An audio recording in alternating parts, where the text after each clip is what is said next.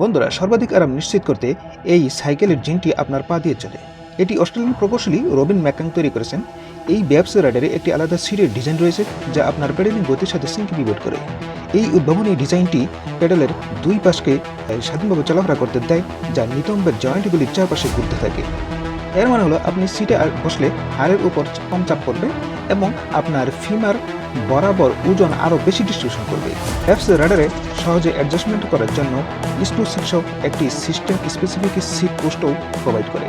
আপনার শরীরের সাথে পুরোপুরি ফিট করার জন্য আপনি সামনের স্ল্যাশ অ্যাপ এবং উচ্চতার অবস্থান হিসেবে স্যাডলের কোণ এবং প্রস্থ কাস্টমাইজ করতে পারেন।